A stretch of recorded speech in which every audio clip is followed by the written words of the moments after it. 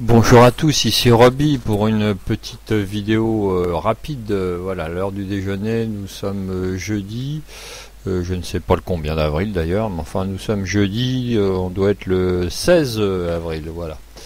Donc pour vous montrer un petit peu le scalping haute fréquence, alors encore une fois, je vais pas faire comme tous les brokers, mais je répète évidemment que c'est bear, je vais vous montrer évidemment que c'est pas bulle du tout, hein. Ce matin d'ailleurs, j'ai fait, je sais même pas où on est, voilà, j'ai fait des trades ce matin, vous voyez, voilà, j'ai joué, et puis j'ai joué la descente, après je suis reparti, voilà, en rendez-vous, je reviens à l'heure du déjeuner, je vois qu'on est sur les BBH2, surtout en dessous de celle en 2.5, on approche de la BBH2 3 et surtout sur les indices, mais même sur tous les autres paires en forex, si on veut être plus prudent, quoi qu'en scalping on n'est jamais très prudent, mais enfin, c'est quand même du high spéculatif. Voilà, c'est la BBH2, la BBH2, excusez-moi, la BB 15 minutes qui elle sera mis en écart type 2, hein. Je me suis trompé sur quelques graphes, je l'avais laissé en 2.5. Voilà, en 2. Et c'est vraiment au moment où ça va couper, voilà, qu'on peut jouer cette façon de faire. Alors encore une fois, on joue ces 3 points, vous voyez, 3 points. De temps en temps, j'essaye d'en garder un, voilà, où j'enlève le take profit à 3 automatique pour essayer de faire un peu plus. Voilà, surtout quand on va toucher, vous voyez, là c'est vraiment pour moi un excès. Est-ce qu'on peut enlever ça? Voilà, un excès. On est passé, les prix sont en dessous de la 15 minutes. Et la 15 minutes est en dessous de la bande de Bollinger H2 3. On n'a pas encore passé la 2.5, donc on est toujours bear, hein, ça il n'y a pas de souci. Regardez en H4, effectivement comme tout le monde un petit peu, hein, il y a ce H4, on a cassé. Donc effectivement, si je suis swinger, j'ai pris dans cette zone là, ce que j'ai fait, mais évidemment moi j'ai pas gardé. Et puis à la limite, je pense à un pullback, et quand on arrivera dans la zone de 12100, je pense que ça sera très bon à reshorter pour les swingers long terme. Voilà, donc on risque de redescendre, excusez-moi, relativement assez bas. Donc c'est tout bon, hein, pour les ours du mois d'avril et mai, sell in May and go away comme on dit, donc on verra bien, hein. Peut-être que c'est le temps de voir. Donc en attendant, vous voyez que moi j'ai joué que des longs là, hein, que des longs, hein, dans cette zone là.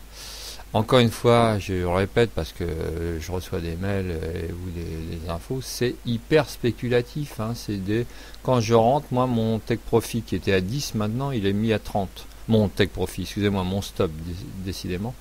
Je n'ai pas été stoppé une seule fois, voilà. Mais je ne suis pas rentré trop tôt, surtout quand on a eu cette exagération. Je suis vraiment rentré, vous voyez, à chaque fois sur la bande de Bollinger 15 minutes qui est représentée ici.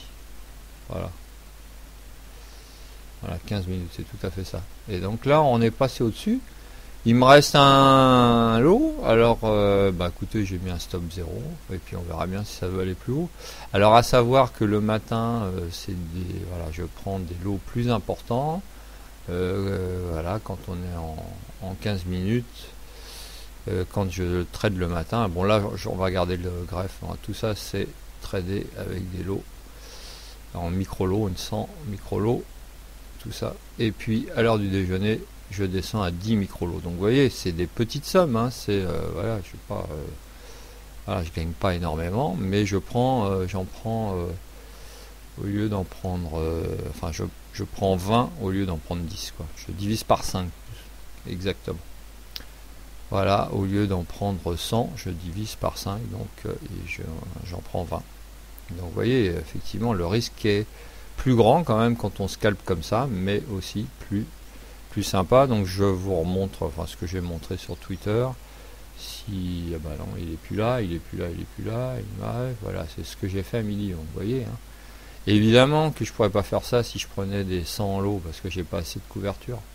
J'ai réussi quand même à faire 12-15 points à la remontée, et donc au total, voilà. Donc je dis pas qu'il faut faire pareil, je vous dis que c'est hyper spéculatif. Moi je n'arrive plus à swinger normalement. Je suis allé voir partout. J'ai essayé ce matin, je vais être honnête avec vous.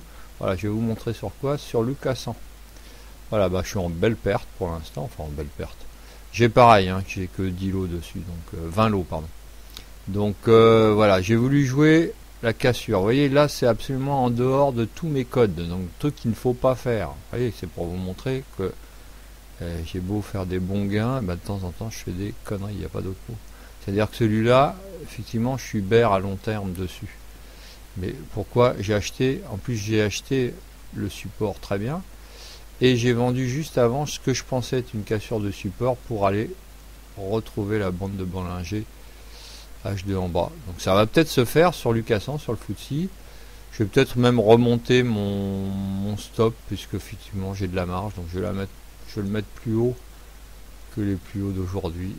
Et puis voilà, hein, tant pis, si je perds, je perds. Mais ça, c'est typiquement voilà, de ce qu'il faut pas faire par rapport à ma propre technique, puisque j'ai en plus acheté un support. J'ai vendu un support, excusez-moi, alors que je pensais qu'il était cassé. Ce qui veut dire que je l'ai vendu trop tôt. Et en plus, ça ne correspond absolument plus à ma façon de trader maintenant. Donc voilà, c'est tout. C'était pour vous montrer que je suis comme tout le monde, je ne suis pas infaillible, je fais aussi des bêtises. Mais enfin, avec tout ce que j'ai gagné sur le DAX matin, ça me permet de faire quelques boulettes de temps en temps.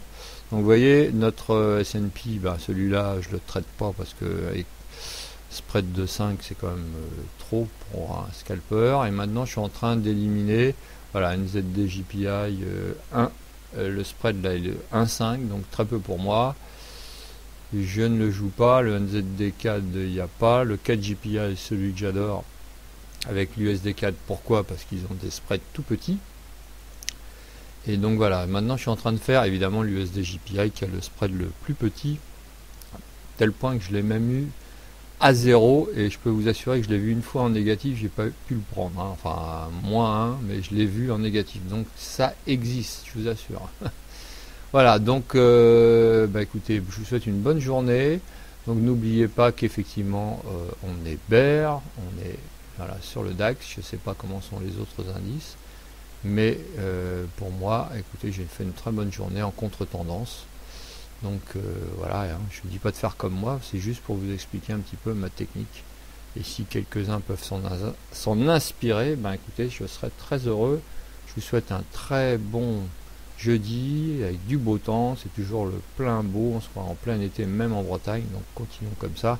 Et là voilà, ça va continuer. Donc ça c'est tout bon. Peut-être ira-t-on voir les 12 090, même 12 100, vous voyez, qui est la zone qu'on avait définie sur la cassure tout à l'heure, et qui correspond à la bande de Bollinger en H2, écart type 2. Et ça ne m'étonnerait pas voilà, qu'on retourne dans cette zone cet après-midi avant effectivement de retomber plus bas. Allez, salut à tout le monde, bye bye.